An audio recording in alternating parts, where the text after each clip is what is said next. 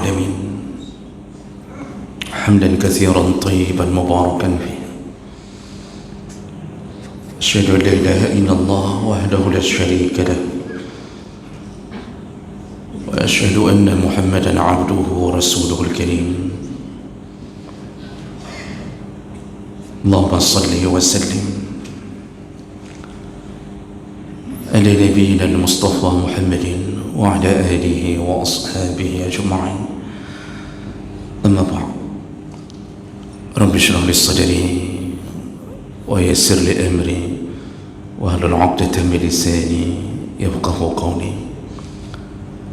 Segala puji bagi Allah, kemudian salawat dan salam kepada Rasulullah, pada keluarga dan seluruh sahabat-sahabatnya yang Allah muliakan insyaAllah. Jamaah salat subuh, bapak-bapak, ibu-ibu yang telah berhadir, dan mudah-mudahan Allah menjadikan kedatangan kita sebagai pahala yang besar insyaAllah. Kita akan lanjutkan pembahasan tentang tanda-tanda kiamat, dan kita masih membahas tanda-tanda kiamat yang kecil. Di pertemuan yang lalu, salah satu tanda yang dikabarkan oleh Nabi SAW yaitu kasratul kizbi, merebaknya kebohongan. Jadi dusta di mana-mana dilakukan dari semua kalangan, baik dari kalangan orang-orang awam ataupun dilakukan oleh orang-orang yang berilmu, tetapi ilmunya tidak bisa membuatnya takut kepada Allah, sehingga kedustaan sering terjadi. Dan ini hampir di semua lini, dalam pemerintahan, dalam jual beli, dalam pelayanan terhadap masyarakat, bahkan dalam keluarga. Berbohong dianggap hal yang biasa. Kalau kebohongan sudah merajalela, maka itu pun menjadi tanda bahawa kiamat itu akan segera datang.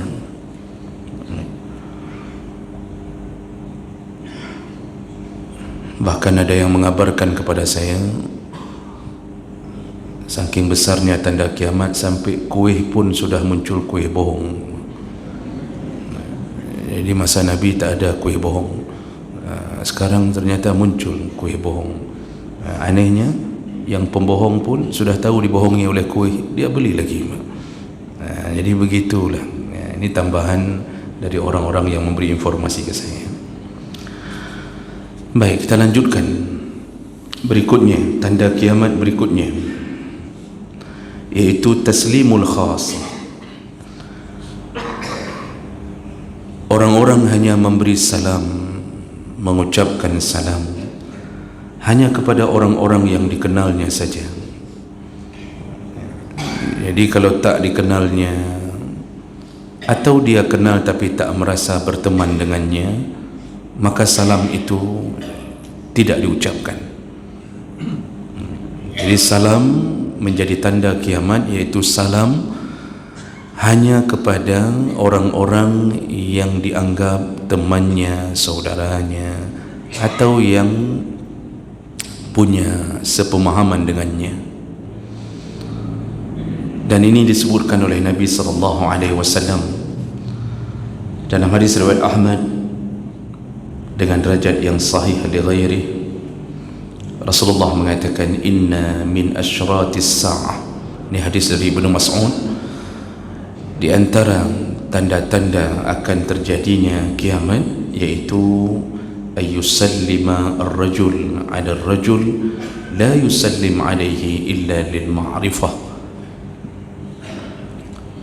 yaitu seseorang memberi salam kepada orang lain dan dia tidak memberi salam kecuali hanya orang yang dia kenal saja.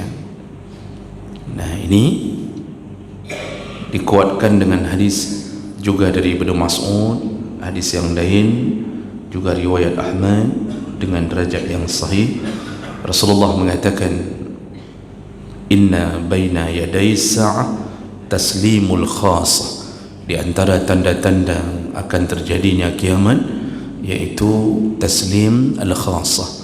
Salam itu hanya diucapkan kepada orang yang dikenalnya saja, atau dia khususkan kepada orang yang dia kenal saja. Jemaah mulakan Allah Subhanahu wa taala, pada dasarnya salah satu sunnah yang diajarkan Nabi dari awal kenabiannya adalah memberi salam. Makanya memberi salam ini menjadi kartu pengenal. Jadi dia seperti identity card. Kita tahu orang itu Islam atau tak Islam dari awal kenabian, yaitu dengan saling menyapa dengan salam. Dan itu tidak dilakukan oleh agama lain. Kalimat salam menjadi pengikat hati. Kalimat salam juga menjadi pelunak hati, selain daripada mengenal bahawa dia mukmin, saya mukmin. Maka dari zaman Nabi SAW, salam itu ditebarkan ke mana-mana salam, baik yang dikenal maupun tak dikenal. Jadi orang memberi salam, kalau dia yakin ini yang dia temui adalah orang Islam, maka dia beri salam. Atau seseorang menunggu apakah itu orang Islam atau tidak, maka dia menunggu salam. Jadi benar-benar sebagai kartu penanda kita ini sesama mukmin. Dan itu menjadi penyebab melekatnya kasih sayang, melekatnya persatuan di dalam hati. Ketika salam terucapkan, maka langsung terikrar dalam hati kita saudara. Engkau mukmin, bertuhankan Allah, bernabikan Muhammad, maka aku pun sama. Itu yang diajarkan oleh Nabi sallallahu alaihi wasallam. Allah Subhanahu wa taala mengatakan, innamal mu'minuna ikhwah. Jadi sesama mukmin itu sebenarnya saudara. Kalimat ikhwah ya, atau mufradnya akhun, itu di dalam bahasa Arab itu diperuntukkan kepada saudara kandung. Ya. Jadi kalau disebutkan akhun, itu diperuntukkan kepada saudara kandung atau yang punya hubungan mahram. Tapi Allah mengatakan bahawa kita ini sesama mukmin bagaikan saudara kandung. Makanya dalam hadis Nabi menambahkan, izashtaka 'adwun tada'a lahu sa'irul jasad bisahar wal huma. Bayangan seorang mukmin dengan mukmin yang lain bagaikan satu tubuh, kal jasadil wahid, satu tubuh. Kalau satu dalam tubuh itu ada satu anggota yang sakit, maka terasa sakitlah anggota yang lain. Ketika kaki terinjak sesuatu yang menyakitkan, maka yang membantu rasa sakit itu adalah mulut. Kaki yang sakit, mulut yang mengucapkan aduh, padahal mulut tak sakit. Lalu kepala mulai merasakan tak nyaman dengan sakitnya kaki. Tangan pun merasa tak bisa digerakkan karena kaki sakit. Begitulah mukmin, kata Rasulullah. Dan ini menjadi penanda kita masih beriman. Dan kesempurnaan iman itu ketika kita merasa bahawa saudara kita adalah sesama mukmin, kita masih bersaudara dalam ikatan akidah ya, dengan syahadatain. Ini adalah penyempurna iman. Maka Rasulullah mengatakan, la yu'minu ahadukum, tidak akan sempurna iman kalian, hatta yuhibba li akhihi kama yuhibbu li nafsihi, Tidak akan sempurna iman kalian sampai kalian mencintai saudara kalian sesama mukmin sebagaimana engkau mencintai dirimu sendiri. Begitu ikatannya. Oleh karena itu, untuk memancing kekuatan ini, salam itu menjadi pengikat.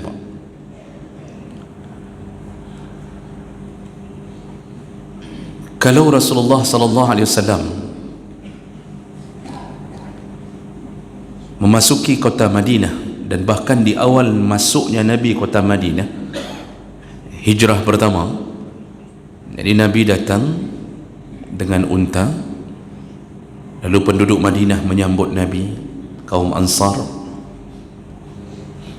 dan di dalam hadis disebutkan mereka berombongan melihat wajah Nabi-nya, dan mereka dapatkan tidak ada tanda kebohongan pada wajahnya, begitu bersihnya, begitu indahnya.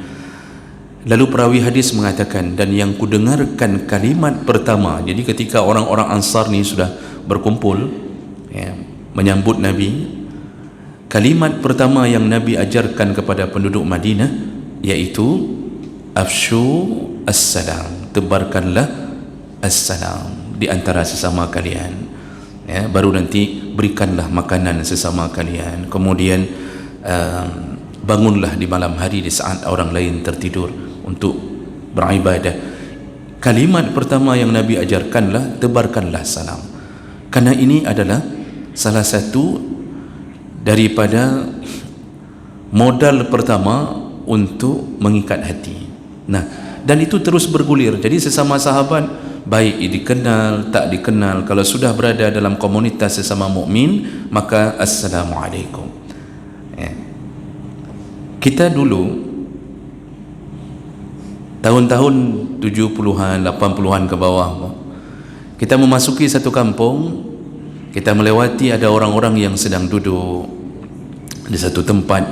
Ketika kita lewati, maka orang-orang akan mengucapkan salam kepada orang yang duduk bergerombol tersebut.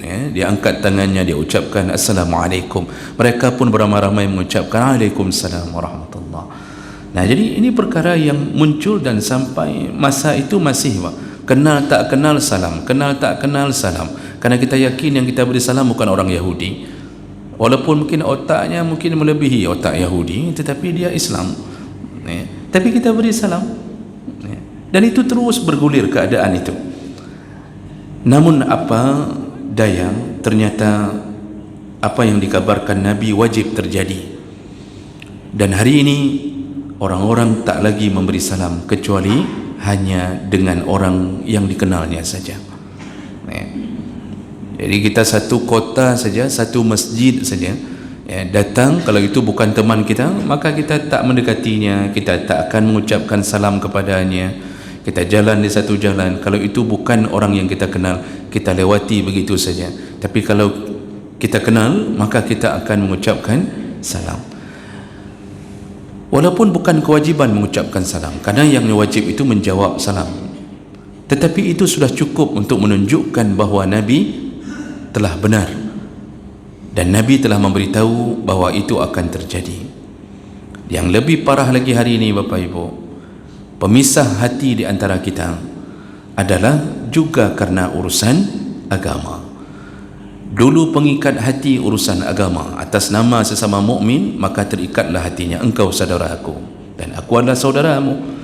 Dalam satu perjalanan haji, jadi Nabi ketika satu perjalanan menuju haji, dan itu haji terakhir Nabi, jadi beliau bertemu dengan rombongan dari Yaman. Pertanyaan Nabi kepada rombongan itu, siapa kalian? Mereka menjawab, kami bukan orang Yaman. Jawabannya, kami orang Yaman, bukan begitu. Tapi mereka langsung mengatakan, nahnu muslimun, kami orang Islam.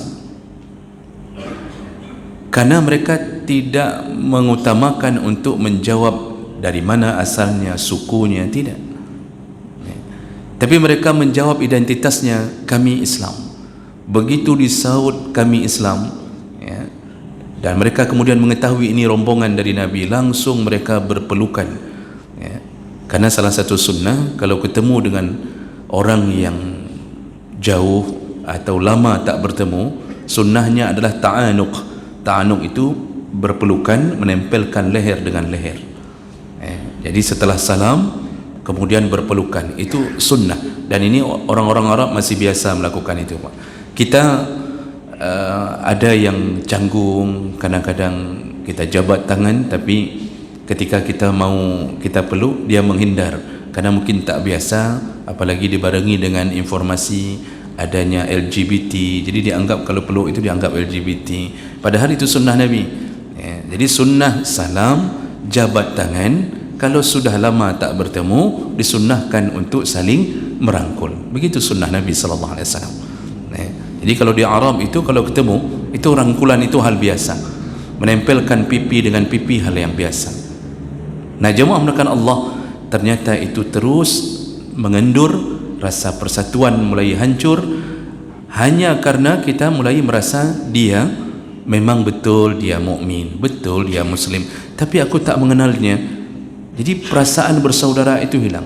Dulu diikat hati kita dengan agama, hari ini dihancurkan hati kita pun karena merasa beragama. Jadi semua dulu kaum muslimin, engkau saudaraku, engkau saudaraku, tapi kemudian hal yang tak terduga terjadi, dan hari ini salam tak lagi terucap karena pertama perbedaan psikologi, bahwa merasa bahwa aku tak mengenalnya. Yang kedua yang lebih parah, kita mulai merasa engkau bukan orang kami. Pemicunya apa, Pak? Pengetahuan agama. Dulu sebelum dia merasa beragama, sebelum dia faham tentang ilmu agama, maka dia ketemu orang Assalamualaikum, senyum sana senyum sini, itu sebelum dia kenal agama dengan baik. Anehnya begitu kenal agama sudah mulai mengaji, lalu kemudian ternyata dia mendapatkan ilmu sekaligus doktrinisasi bahwa ada orang-orang yang tidak seide dengan kita, tidak sepaham dengan kita. Lalu mulailah setelah mengaji, paham agama, malah salam tak lagi terucap. Kenapa? Kita tidak sama, kita tidak segolongan, kita tidak semanhaj, kita berbeda. Apa yang terjadi Bapak Ibu? Salam tak lagi terucap, diberi salam pun tak sahut. Masjid, bukan semua masjid kita. Nah, itu bukan masjid kita, dan bukan semua guru-guru kita. Akan mulailah disebarkan, itu bukan guru kita, sama siapa ngajinya? Oh, ngaji sama siapa? Sama Ustaz Nazlika. Oh, itu Ustaz bid'ah, bukan Ustaz sunnah. Pak merempa ilmunya. Dari mana dapat ilmu bahwa agama bisa menyebabkan perpecahan di antara kita? Kalau bukan karena kebusukan hati kita sendiri, kalau bukan karena doktrin yang diajarkan oleh guru-guru kita untuk membenci sesama kita. Dulu sebelum kita taubat, kita ucapkan salam dimanapun. Teman kita sakit yang maksiat pun kita datangi. Hari ini sesama teman yang as-saleh pun karena berbeda, dianggap berbeda pemahaman, dia tak mau datang. Kenapa? Mau ke mana? Mau kunjung orang sakit. Siapa yang sakit? Fulan. Oh, itu bukan orang kita. Lihatlah bagaimana otak-otak yang disebarkan hari ini. Paham agama berubah jadi maksiat baru. Seharusnya semakin paham agama, semakin dekat dengan sesama mukmin. Ini aneh, Pak. Dan inilah tanda kiamat, ketika kebencian sesama mukmin. Padahal Rasulullah sallallahu alaihi wasallam menyebutkan di dalam salah satu hadis bahwa kita tidak akan sempurna iman kita kecuali kita memulainya dengan mencintai sesama mukmin. Makanya Rasulullah menyebutkan, ini di dalam hadis riwayat Muslim, apa kata Rasulullah? La tadkhuluna al-jannah hatta tu'minu. Engkau tidak akan masuk surga kecuali engkau beriman. Ingat kalimat berikutnya Bapak Ibu yang Allah muliakan, wala tu'minu hatta tahabbu. Dan engkau tak akan disebut beriman sampai engkau bisa mencintai sesamamu. Lalu Nabi sambung lagi, ala adullukum ala syai'in iza fa'altumuhu tahabbabtum. Maukah kutunjukkan engkau sesuatu yang bisa menyebabkan engkau saling mencintai? Ini rangkaian kalimatnya. Tak boleh masuk surga kecuali beriman, dan tak dianggap engkau beriman kecuali engkau bisa mencintai sesama mukmin. Lalu Nabi kasih jalan supaya kita tidak jatuh ke dalam perkara yang menyebabkan terlarang surga. Apa kata Nabi? Maukah aku tunjukkan cara agar nampak persaudaraanmu sesama mukmin? Apa kata Rasulullah? Afshu as-salam bainakum, tebarkanlah salam di antara kalian. Nah, kalau kita urut dari klausa 1, 2, 3, maka Nabi ingin mengatakan orang yang beri salam maka dia telah menyatakan cintanya sesama mukmin. Kalau sudah menyatakan cinta sesama mukmin, baru dianggap beriman. Kalau dianggap beriman oleh Allah, baru boleh masuk surga. Jadi apa kesimpulannya? Tidak akan masuk surga orang yang membiasakan benci sesama mukmin. Jadi nyanka mulai berkelompok-kelompok, berorganisasi-organisasi, itu bukan orang kita, ini begini, ini bukan organisasi kita, kita cukup hanya saling tolong-menolong dengan sesama kita. Ketika ada orang meninggal, kita tak datang, walaupun itu tetangga kita. Kenapa? Kan orang ketanya. Ke kuburan pun kita tak mau. Kenapa? Itu bukan orang kita. Masya Allah, luar biasa pelajaran yang diajarkan hari ini. Maka muncullah profil-profil, Pak. Kemudian yang tak mau datang ke masjid ini, tak mau datang ke sana, tak mau datang ke sini. Kenapa? Di sana berkumpul bukan orang kita. Masya Allah, luar biasa, luar biasa. Dan ini dianggap benar oleh orang-orang yang telah dimasukkan kebencian terhadap sesama mukmin. Maka jemaah melakukan Allah, hati-hatilah. Mungkin kita hari ini merasa benar, tapi mungkin nanti ketika ditegakkan yaumul hisab, kitalah penghuni neraka karena kebencian kita sesama mukmin. Kalau berdakwah, berdakwah saja tanpa harus membenci. Jadi tidak ada salah satu metode dakwah dengan cara membenci dulu baru dakwahkan. Tidak ada. Dakwahkan dulu, kemudian dengan dakwah itu timbul sifat sayang. Oh, dia tak paham, tak sepaham dengan kita, dia berkunut, saya tak berkunut, itu bukan menjadi penyebab harus membenci dia. Oh, dia salat dengan menggerak-gerakkan ujung jari, saya tak gerakkan ujung jari, kenapa harus membenci jarinya? Sampai berniat untuk memotong jarinya yang digerak-gerakkan itu. Bopo pegat. Oh, urusan dia, kemudian ada perbedaan-perbedaan, kalau berwuduk begini, kalau begini, begini, itu kan khilafiyah. Anehnya, tak ada ulama satu pun yang mengatakan khilafiyah jadi dosa. Tak ada, apa? Tak ada satu pun keputusan ulama atau dalil yang menyatakan berbeza pandangan menjadi dosa. Tak ada. Dari masa Nabi sudah diizinkan berbeza pandangan ketika Nabi tak bisa mendampinginya. Muaz bin Jabal diutus ke Yaman. Nabi tanya, nanti kalau ditanya oleh penduduk Yaman, engkau berurusan dengan mereka, bagaimana engkau putuskan satu urusan? Dia menjawab dengan kitab Allah, Al-Quran. Kalau tak ada, dengan hadis Nabi. Kalau tak ada, ku pakai kepala aku ya Rasulullah, ku pakai pikiranku, dan aku tak akan menyeleweng dari Allah dan Nabi. Nabi mengatakan, bagus, inilah utusan Nabi SAW. Artinya Nabi memberikan, silahkan berfikirlah, berikanlah ijtihadmu yang terbaik untuk mereka selama tak melanggar Al-Quran dan hadis Nabi SAW. Jadi khilaf itu, Pak, dari semenjak sahabat melewati ditunjuk oleh Nabi disuruh salat asar di Bani Quraidah, itu sebahagiannya salat asar di sana, sebahagian sebelum sampai sudah salat. Itu Nabi mengatakan dua-duanya benar, dua-duanya benar, kata Nabi, tak usahlah dawa-dawi. Hari ini sedikit perbedaan, akulah yang benar, engkau tak benar, akulah surga, engkaulah neraka. Preh hente. Ketika di dalam hati ini mulai menyebutkan sesuatu yang kemudian memunculkan kebencian, mungkin kitalah penduduk neraka. Sekali lagi saya ulang sebelum saya tutup, tidak ada satu dalil pun, tidak ada satu perkataan ulama pun bahawa kalau terjadi perbedaan pandangan, terjadi perbedaan jumlah rakaat tarawih lalu menyebabkan kita masuk neraka. Tidak ada. Tetapi membenci mukmin, mengata-ngatai seorang mukmin yang bukan pada haknya, neraka. Jadi jangan merasa bertobat, jangan merasa hebat ketika sampai sudah pada pelajaran membenci mukmin. Maka jemaah melakukan Allah, mudah-mudahan tausiah singkat pada pagi ini, walaupun agak panas-panas sikit, bang, tapi mudah-mudahan bisa membuat kita lebih tenang menghadapi sesama mukmin di dalam semua perbedaan kita. Mudah-mudahan bermanfaat. Subhanakallahumma bihamdik, asyhadu an la ilaha illa anta, astaghfiruka wa atubu ilaik. Wassalamu alaikum warahmatullahi wabarakatuh.